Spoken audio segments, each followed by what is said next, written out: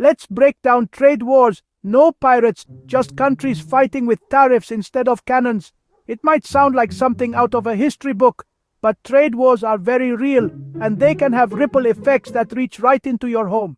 Instead of ships and swords, the weapons are taxes on goods, and the battlefield is the global marketplace. Imagine country A slaps a tax called a tariff on products from country B to make them more expensive, hoping people buy local instead.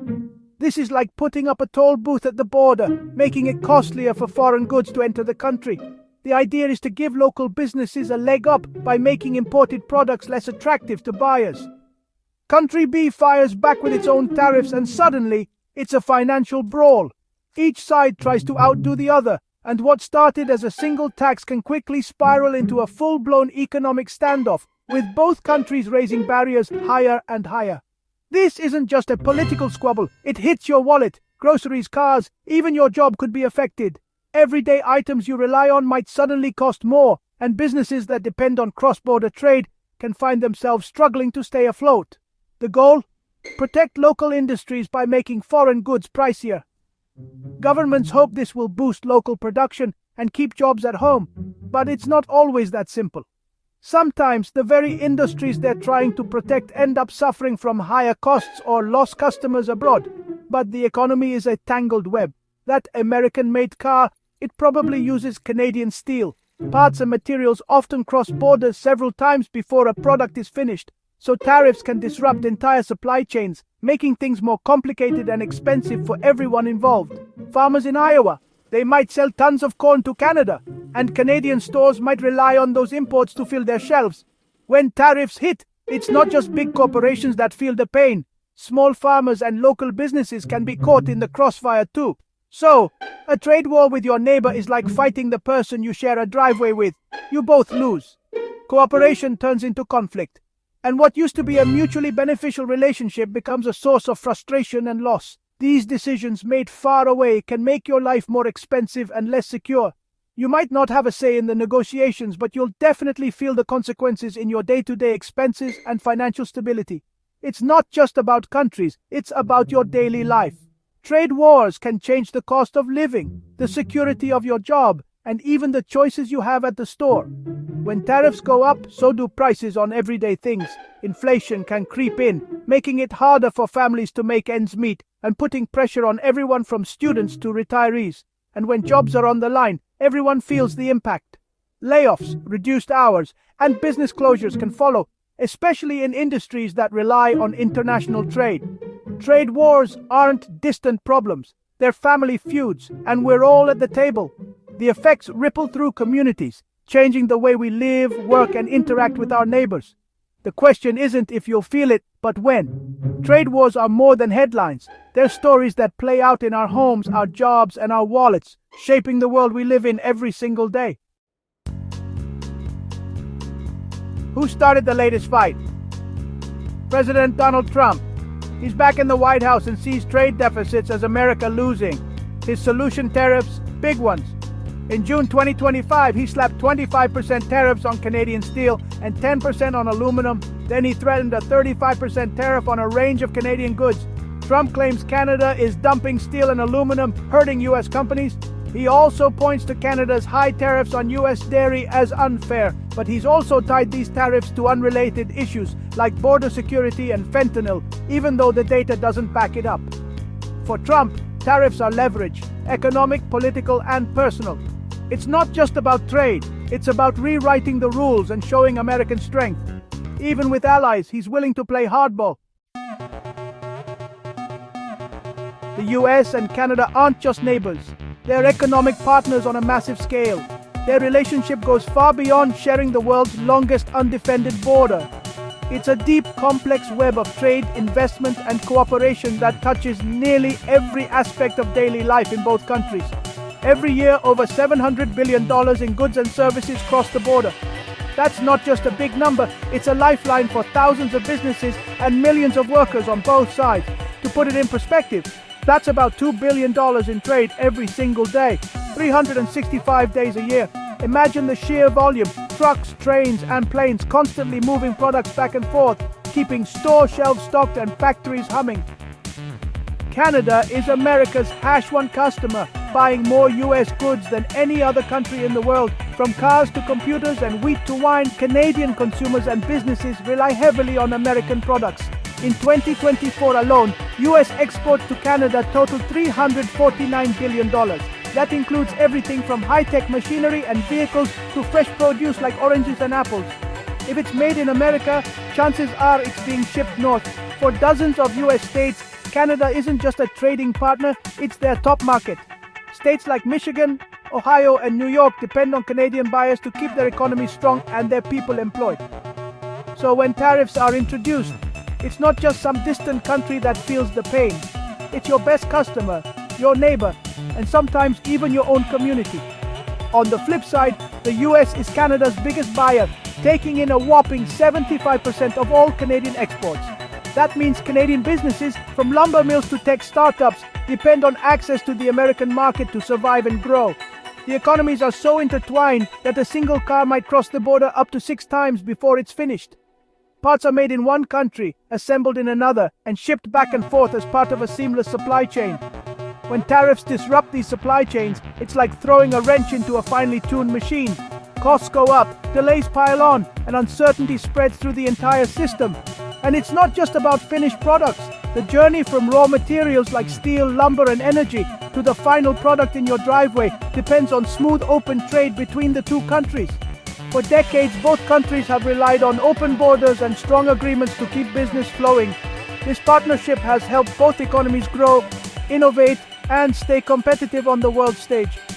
But when tariffs are suddenly thrown into the mix, it's like tossing sand into that engine. Everything slows down, and the whole system risks grinding to a halt. The result? Businesses face chaos, shelves can go empty, and prices start to climb. It's not just a headline, it's a real impact on your wallet and your community. This isn't some distant trade spat between politicians.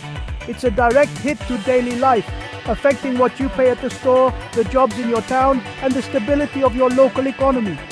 When the US and Canada clash over trade, the ripple effects are felt everywhere, from big cities to small towns on both sides of the border. That's why this relationship matters to all of us. Tariffs are essentially taxes on imported goods, and their impact ripples through the entire economy, often in ways that aren't immediately obvious. When governments impose tariffs, they claim it's to protect local industries, but the effects go far beyond just the companies directly involved.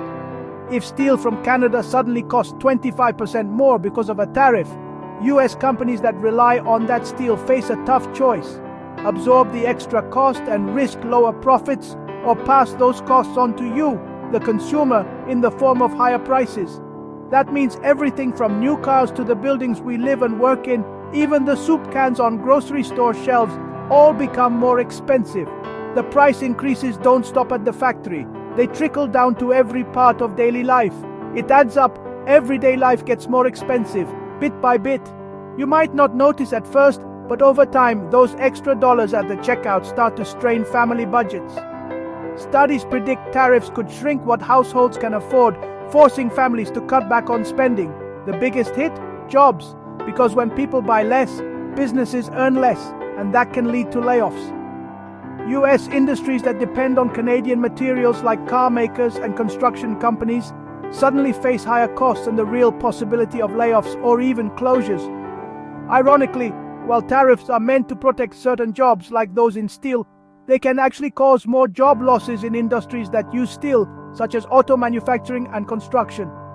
In Canada, the story is just as grim. Over 100,000 steel and aluminum jobs are at risk, threatening entire communities that depend on these industries for their livelihoods. And when Canada retaliates with tariffs of its own, American workers in industries like whiskey, boats, and even small businesses feel the pain, as exports dry up and factories slow down. The trade war becomes a vicious cycle.